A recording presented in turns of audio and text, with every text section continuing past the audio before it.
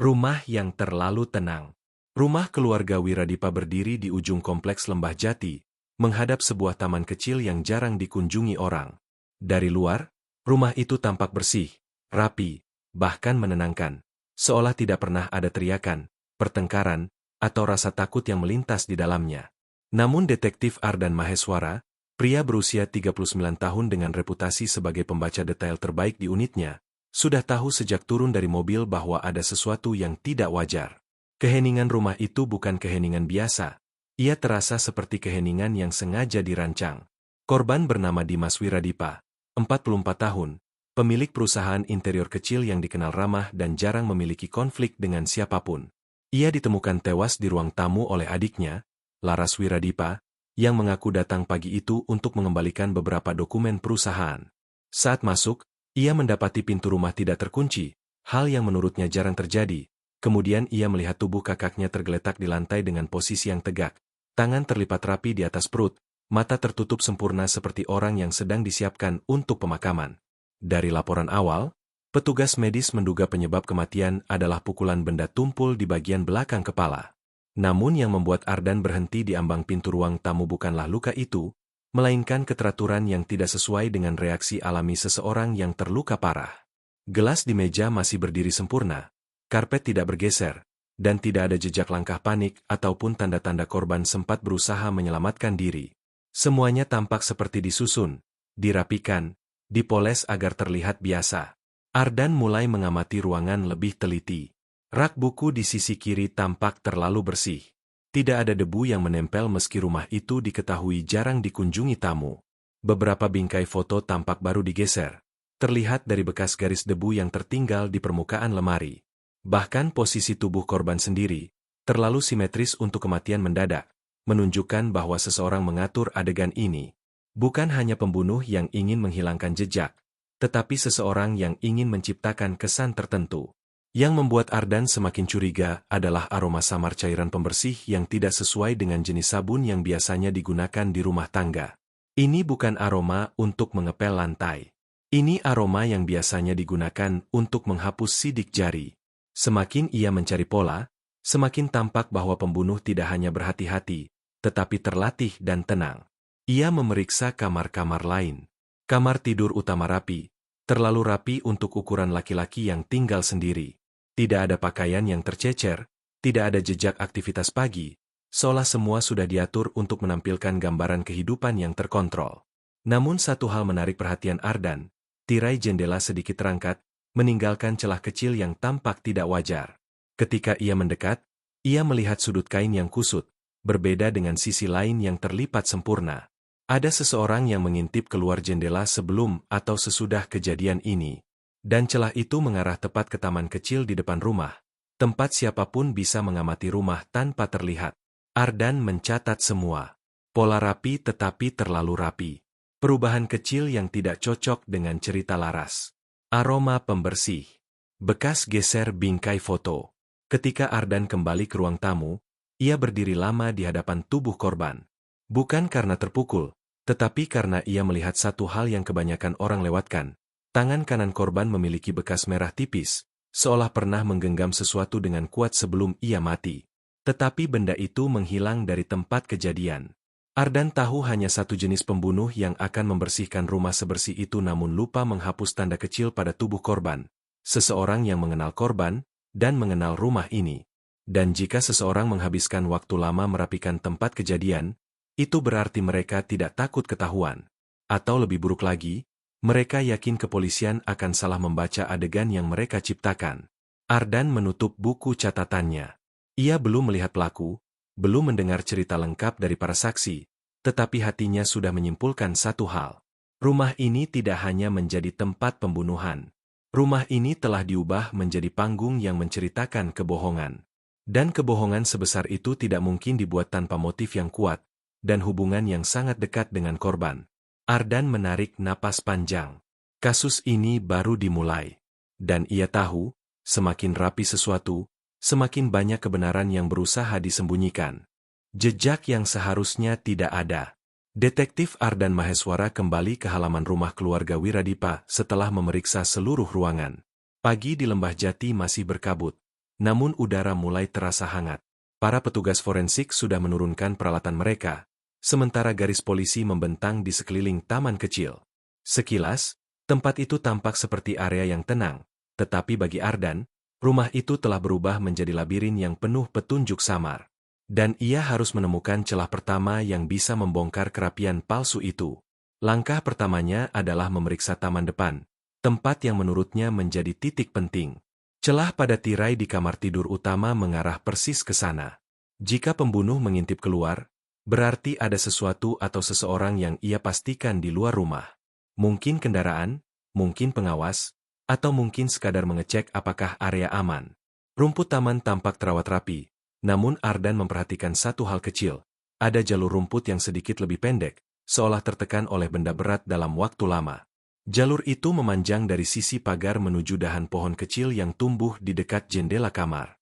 Bekas tersebut tidak tampak seperti injakan manusia, melainkan seperti tempat seseorang menaruh objek tertentu, mungkin tripod, mungkin alat bantu pengintaian, atau bahkan tas besar. Yang membuat jalur itu lebih mencurigakan adalah posisinya yang sangat strategis. Dari titik itu, siapapun bisa melihat seluruh bagian depan rumah, termasuk apakah pintu terbuka, lampu menyala, atau ada aktivitas yang bisa mengganggu rencana pembunuhan. Ardan mencatatnya. Polanya terlalu pas untuk sekadar kebetulan. Ia kemudian beralih ke garasi. Pintu samping masih terkunci, tetapi lantai garasi memiliki bekas ban yang lebih halus dibandingkan lantai sekitar. Bekas itu tampak baru, tidak tertutup debu. Ardan membungkuk dan memeriksa polanya. Bukan ban motor, bukan ban mobil yang biasanya digunakan keluarga itu. Polanya lebih kecil tetapi berpola presisi, mirip ban troli atau koper besar yang sering digunakan untuk membawa perlengkapan berat. Ia mulai merangkai pola dalam pikirannya.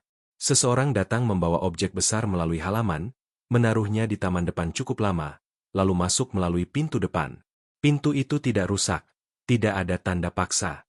Itu berarti korban mengenal baik pelaku atau pelaku memiliki akses rumah. Selanjutnya, Ardan meminta berkas latar belakang keluarga Wiradipa. Dimas tinggal sendirian di rumah itu setelah istrinya meninggal 3 tahun lalu. Ia memiliki satu adik, Laras, yang sudah diperiksa cepat oleh petugas. Namun Ardan tahu, pemeriksaan itu terlalu dangkal. Perempuan itu terlihat terlalu tenang untuk seseorang yang baru melihat kakaknya tewas. Ada kesedihan, tetapi kesedihan yang terasa seperti dikendalikan. Ardan memutuskan memeriksa kembali ruang kerja Dimas. Ruangan itu terletak di lantai 2, menghadap halaman belakang. Ketika ia membuka pintu, aroma kertas dan tinta menyeruak. Ruangan itu tampak rapi, seperti ruangan yang dipakai seseorang yang perfeksionis. Tetapi Ardan memperhatikan satu hal, tempat sampah kosong. Kosong secara tidak wajar. Bahkan rumah yang paling rapi sekalipun selalu menyisakan sedikit sampah kertas, nota kecil, atau bungkus makanan. Kosongnya tempat sampah berarti ada seseorang yang menghapus jejak aktivitas terakhir korban. Itu tidak lazim. Di meja kerja, Ardan menemukan agenda harian korban. Halaman terakhir, tertanggal sehari sebelum kematian, mengandung sesuatu yang janggal. Ada satu baris yang ditulis, namun seperti sengaja dihapus menggunakan penghapus tinta. Ardan memiringkan buku itu, berharap cahaya membantu. Dan di bawah goresan samar, ia membaca pola huruf yang masih bisa ditebak. Janji temu jam 19 orang lama. Kata, orang lama, membuat Ardan berhenti. Itu bukan catatan bisnis biasa. Dan fakta bahwa seseorang ingin menghapus catatan itu memicu pertanyaan baru. Siapa orang lama itu, dan mengapa pertemuan itu harus disembunyikan? Saat Ardan menutup agenda itu, ia melihat setitik debu halus di bagian belakang meja. Debu itu berbeda dari debu rumah biasa, lebih mirip serbuk kayu. Ternyata ujung rak buku memiliki bekas goresan kecil, seperti baru dipindahkan beberapa sentimeter. Dan ketika ia memeriksa sisi belakang rak, ia menemukan sesuatu yang membuat napasnya tertahan. Ada bekas persegi tipis di dinding, bekas tempat sebuah bingkai foto yang sudah tidak ada. Bingkai yang hilang itu bukan sekadar dekorasi. Itu pasti sesuatu yang ingin diambil pembunuh. Pertanyaannya, foto apa yang ada di sana? Dan mengapa foto itu lebih penting daripada harta benda lainnya? Ardan kini yakin pembunuhan ini bukan spontan. Ini bukan kejahatan karena emosi, bukan perampokan, dan bukan pula kebetulan. Ini adalah pembunuhan yang disusun dengan langkah-langkah presisi. Seseorang datang ke rumah itu, menghabiskan waktu cukup lama untuk membersihkan jejak, menghapus catatan, memindahkan barang, dan mengambil sesuatu yang berharga secara emosional atau strategis. Dan yang paling mengganggu Ardan adalah satu hal. Apapun yang hilang dalam rumah ini, pelaku tahu persis di mana mencarinya. Artinya, pelaku tidak hanya mengenal korban. Pelaku mengenal seluruh kebiasaan korban, dan mengenal rumah itu seperti rumahnya sendiri.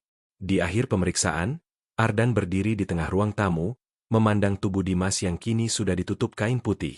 Rumah yang tenang itu terasa seperti berbohong. Dan setiap bagian kebohongan itu menuntun pada satu kesimpulan. Pelaku bukan orang asing.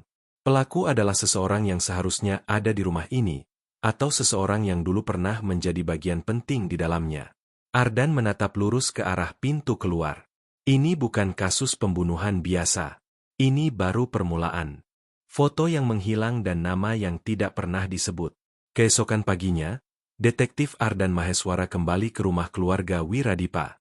Matahari baru saja naik, sinarnya menyentuh dinding rumah yang berwarna krem pucat, seolah berusaha memecahkan kesunyian yang menyerupai kepalsuan itu. Namun Ardan tahu, apa yang terlihat terang belum tentu jujur. Ia datang hari itu bukan hanya untuk memeriksa ulang lokasi, tapi untuk menggali apa yang disembunyikan rumah itu, dan apa yang mungkin ditutupi oleh orang-orang yang tinggal di sekeliling korban. Langkah pertamanya adalah kembali ke ruang kerja Dimas.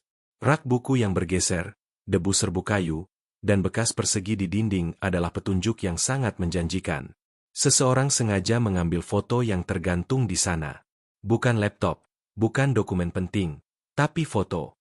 Itu berarti hubungan personal menjadi inti dari kasus ini. Ardan menyapu permukaan rak dengan sarung tangan karet.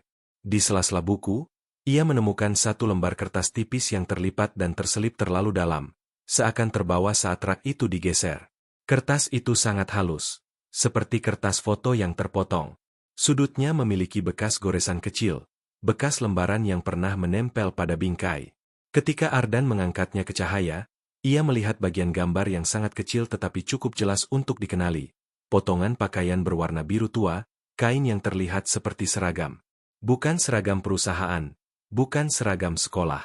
Ini seragam dengan warna yang hanya digunakan oleh satu profesi, kepolisian. Itu mengejutkan. Jika benar, foto yang hilang itu melibatkan seseorang dari institusi kepolisian. Seseorang yang dekat dengan korban, atau seseorang yang pernah bekerja sama dengannya. Dan seseorang itulah yang mungkin menjadi motif terbesar. Ardan menyimpan potongan kertas itu dalam kantong bukti. Makin kuat keyakinannya bahwa kasus ini melibatkan masa lalu yang tidak pernah diceritakan keluarga. Setelah memeriksa ruang kerja, Ardan menuju Balai Warga Lembah Jati, tempat yang biasanya menjadi pusat informasi tidak resmi di lingkungan itu. Ia jarang bergantung pada gosip, tetapi dalam kasus yang melibatkan hubungan personal, suara-suara kecil seringkali menyimpan kebenaran yang tidak ingin diucapkan secara langsung. Di koridor halaman balai, ia memeriksa buku kunjungan lingkungan yang disimpan pengurus kompleks. Buku itu berisi laporan warga, tamu, petugas servis, dan siapapun yang masuk ke wilayah itu dalam 3 bulan terakhir.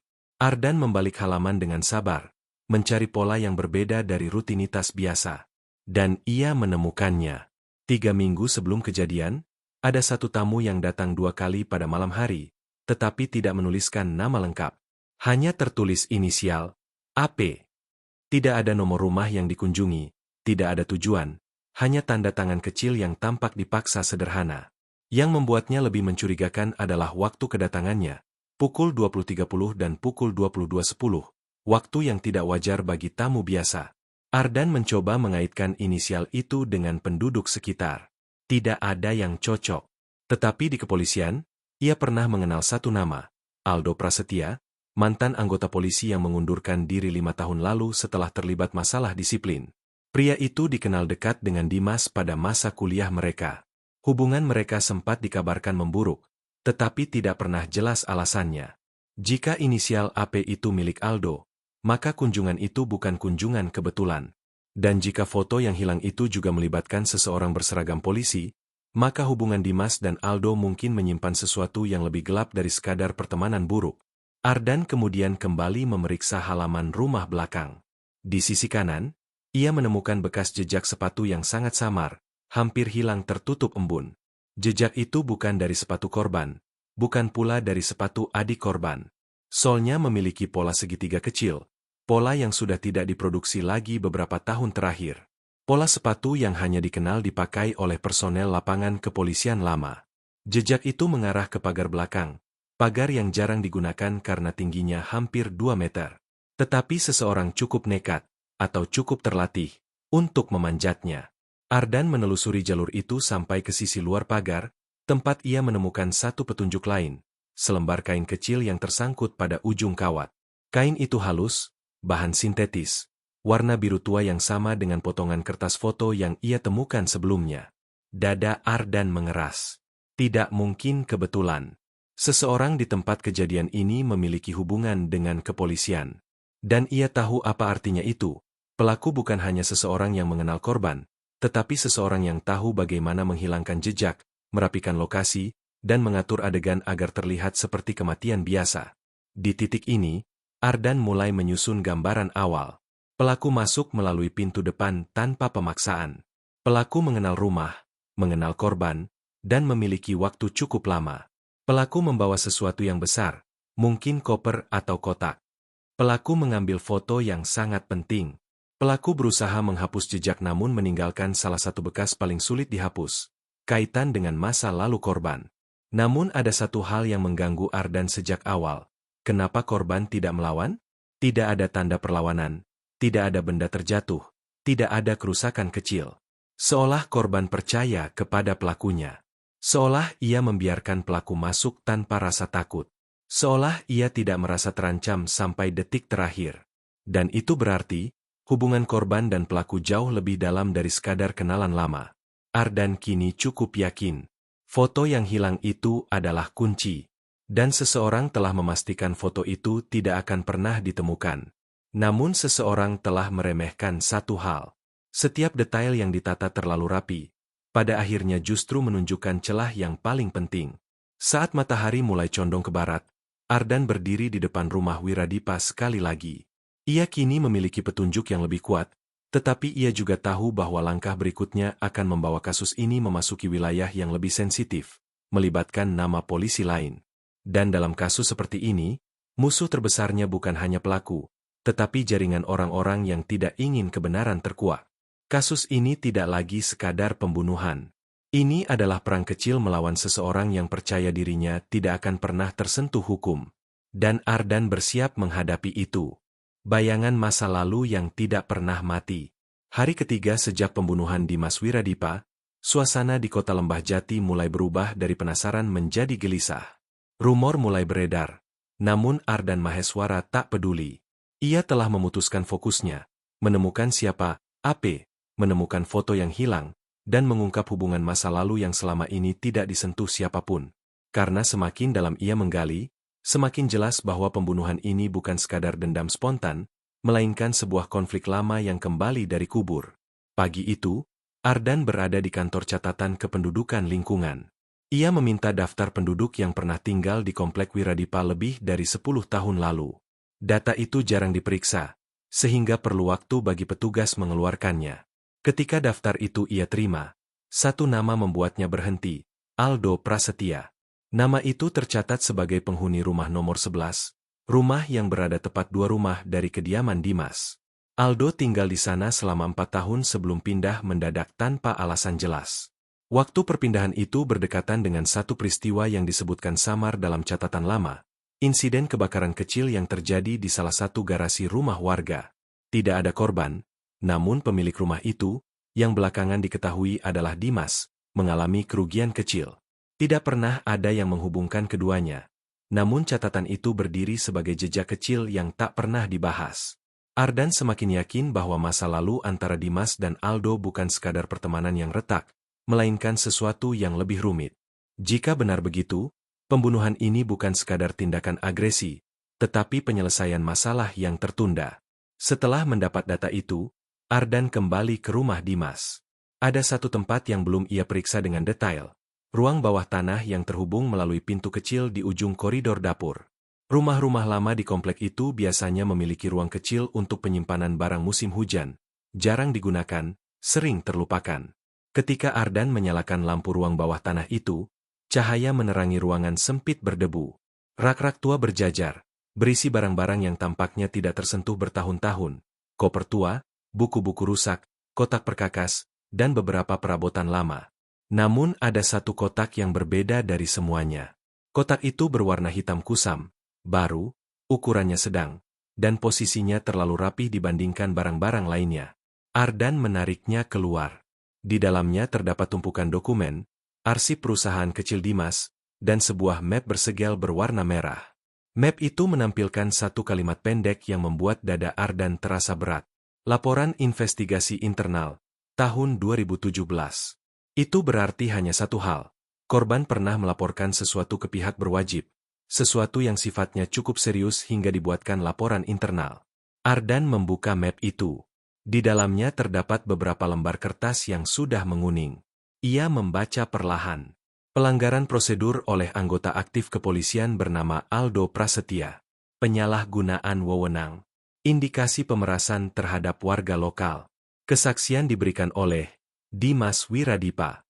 Ardan menutup map itu. Napasnya turun naik. Kini semua potongan mulai terhubung. Dimas adalah saksi penting yang melaporkan tindakan Aldo bertahun-tahun lalu. Kasus itu memang tidak berlanjut karena Aldo mengundurkan diri dari kepolisian dengan alasan masalah pribadi. Namun jelas bahwa reputasinya runtuh karena laporan itu. Dan sejak saat itu, Aldo menghilang. Bukan hilang, tetapi menunggu. Setelah mendapatkan kepingan penting tersebut, Ardan memutuskan memeriksa kembali garis waktu sebelum pembunuhan. Menurut catatan ponsel korban, pukul 18.54 malam sebelum kematian, ada panggilan tak terjawab dari nomor tidak dikenal. Panggilan itu berlangsung hanya 3 detik. Setelah itu, tidak ada aktivitas komunikasi lain. Tidak ada catatan pesan. Tidak ada email. Seolah seseorang sedang memastikan satu hal, apakah korban berada di rumah. Yang membuat Ardan semakin yakin bahwa panggilan itu dilakukan oleh pelaku adalah satu hal kecil. Nomor itu adalah nomor yang sudah tidak aktif dan tidak terdaftar di operator manapun. Nomor semacam itu sering digunakan oleh seseorang yang ingin melacak keberadaan target tanpa meninggalkan jejak mudah. Namun ada satu hal lain yang menarik perhatian Ardan sejak awal. Kenapa pelaku begitu repot mengatur adegan agar terlihat rapi? Pelaku bisa saja membuatnya tampak seperti perampokan atau kecelakaan. Tetapi tidak. Pelaku memilih membuatnya rapi, sunyi, bersih. Dan jawaban paling masuk akal adalah, pelaku ingin adegan kematian itu tampak damai, bukan kekerasan. Sebagai bentuk pesan. Sebagai bentuk ironi. Pembalasan yang dibungkus seolah tidak menyakitkan, tetapi pada kenyataannya penuh perhitungan. Ketika Ardan keluar dari ruang bawah tanah, ia berhenti sejenak di tengah lorong rumah. Rumah itu terasa lebih sesak, seolah udara menahan rahasia besar. Kini ia tahu apa yang hilang dari dinding ruang kerja. Foto itu bukan sekadar foto siapa saja. Foto itu adalah foto Aldo Prasetya bersama Dimas, berpose mengenakan seragam kepolisian lama. Dan pelaku tidak ingin polisi manapun melihat foto itu. Karena foto itu adalah bukti kedekatan masa lalu mereka. Kedekatan yang menjadi awal semua konflik. Ardan kini memiliki gambaran lengkap. Dimas melaporkan Aldo atas pelanggaran berat. Aldo kehilangan karir, hilang dari lingkungan itu. 3 minggu lalu, Aldo kembali ke kompleks secara diam-diam. Ia memantau rumah korban. Ia masuk dengan tenang, mungkin datang seolah untuk berdamai. Korban tidak merasa terancam, sehingga tidak melawan. Setelah menghabisi korban, Aldo membersihkan semua jejak yang bisa menghubungkannya, kecuali beberapa celah kecil yang hanya bisa ditemukan oleh mata teliti. Namun satu hal masih belum jelas. Apa yang terjadi pada foto itu? Mengapa foto itu begitu penting? Ardan menyadari bahwa ia sudah cukup bukti untuk mendekati satu titik. Pelaku masih berada di kota ini. Dan jika pelaku kembali setelah 5 tahun menghilang, ia pasti memiliki rencana lain. Rencana yang mungkin belum selesai. Ketika Ardan melangkah keluar rumah untuk terakhir kalinya hari itu, angin sore bertiup lembut, membawa bau tanah basah dan daun kering. Namun bagi Ardan, angin itu terasa seperti peringatan. Bayangan masa lalu tidak pernah benar-benar hilang. Mereka hanya menunggu saat yang tepat untuk kembali menghantui. Dan malam ini, ia tahu, bayangan itu menunggu dia. Kebenaran yang tidak bisa bersembunyi lagi. Malam turun lebih cepat dari biasanya di Lembah Jati. Lampu-lampu jalan menyala, memantulkan cahaya lembut pada dinding rumah-rumah yang rapi dan tenang. Terlalu tenang bagi detektif Ardan Maheswara, yang berdiri di depan sebuah rumah tua di ujung jalan. Rumah itu tercatat sebagai kantor penyimpanan barang milik salah satu warga. Namun menurut data terbaru, rumah itu telah disewa seseorang 2 minggu lalu. Nama penyewa itu singkat dan tidak lengkap. Apras. Jelas tidak ada yang mencoba menyembunyikan identitas. Tetapi juga tidak ada yang mau mengungkapkannya. Ardan tahu ia berada pada titik akhir. Semua bukti, potongan cerita, dan jejak kecil yang terlalu rapi, semuanya mengarah ke satu orang yang sama. Ia menarik napas panjang, menatap pintu rumah yang tertutup rapat, lalu melangkah masuk dengan tenang bersama 2 anggota kepolisian yang dimintanya untuk berjaga di luar. Ruang tamu di dalam rumah itu sangat sederhana. Kursi tua, meja kayu, dan dinding kosong. Namun yang menarik perhatian Ardan bukan benda-benda itu, melainkan satu meja kecil di sudut ruangan. Di atasnya terdapat bingkai foto kosong, ukuran yang sama persis dengan bekas di dinding ruang kerja Dimas. Bingkai itu bersih, tanpa debu, seolah sering disentuh. Lalu Ardan melihatnya, sebuah foto lusuh yang ditempelkan di balik bingkai kosong itu. Ia mengambilnya perlahan. Foto itu menampilkan 2 pria muda, menggunakan seragam polisi. Yang satu tersenyum cerah, Dimas Wiradipa.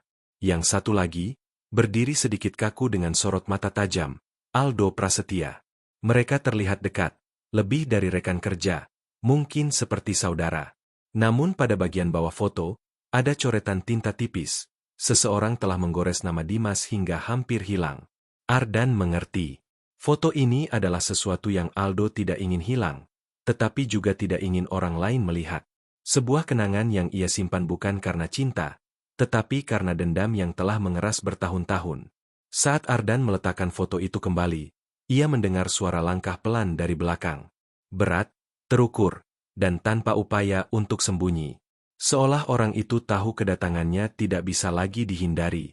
Ardan berbalik perlahan, dan melihat Aldo Prasetya berdiri di ambang pintu dapur. Aldo kini jauh berbeda dari foto lamanya. Rambutnya pendek dan kusam, wajahnya tirus, dan matanya tajam namun kosong.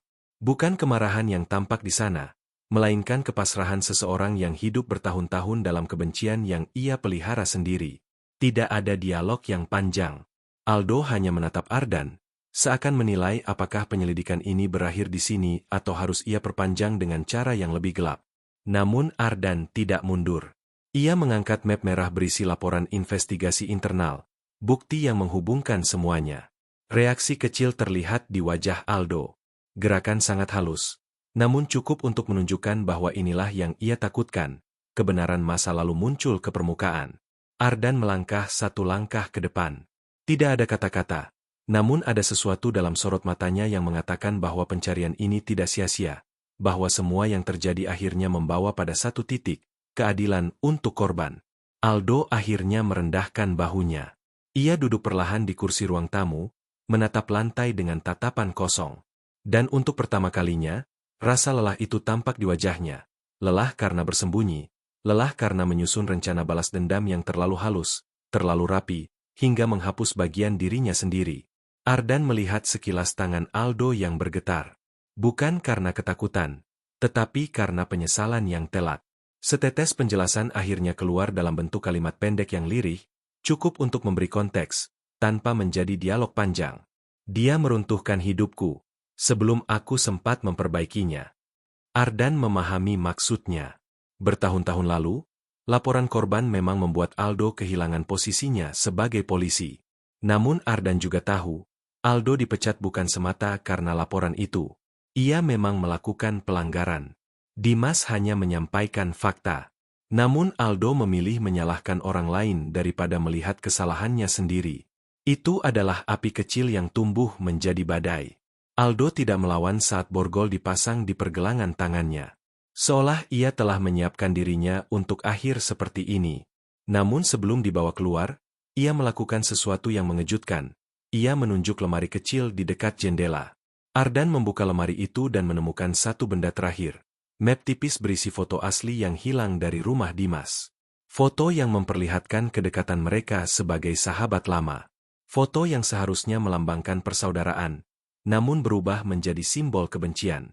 Ketika Ardan menatap foto itu, ia memahami alasan mengapa Aldo mengambilnya, bukan menghancurkannya. Karena foto itu adalah satu-satunya bukti masa ketika hidupnya masih berada di jalur yang benar. Dan kehilangan itulah yang ia salahkan pada korban. Kasus pembunuhan Dimas Wiradipa akhirnya resmi ditutup 1 minggu kemudian. Ketika berita penangkapan Aldo tersebar, warga Lembah Jati terkejut, terutama karena masa lalu itu telah terkubur begitu lama. Tetapi penyelidikan Ardan membuktikan satu hal yang tak bisa disangkal. Kebenaran tidak hilang hanya karena tidak dibicarakan. Ia hanya menunggu seseorang cukup berani untuk mencarinya. Di akhir hari, Ardan berdiri di depan rumah korban untuk terakhir kalinya. Rumah itu kini kosong, sunyi, tetapi tidak lagi menyimpan kebohongan. Ia menatap jendela ruang kerja tempat foto hilang itu dulu menggantung. Ia tidak melihat trauma atau tragedi di sana. Yang ia lihat hanyalah pelajaran bahwa masa lalu, betapapun kecilnya retakan, dapat berkembang menjadi kehancuran jika dibiarkan. Ia berjalan pergi perlahan, meninggalkan rumah yang akhirnya kembali pada ketenangannya. Kali ini, ketenangan yang nyata, bukan yang diatur terlalu rapi oleh seseorang yang mencoba menutupi dosa masa lalu. Dan untuk pertama kalinya sejak kasus dimulai, Ardan merasa lega. Kasus telah terpecahkan. Kebenaran telah kembali ke tempatnya. Dan bayangan masa lalu itu, akhirnya mati untuk selamanya.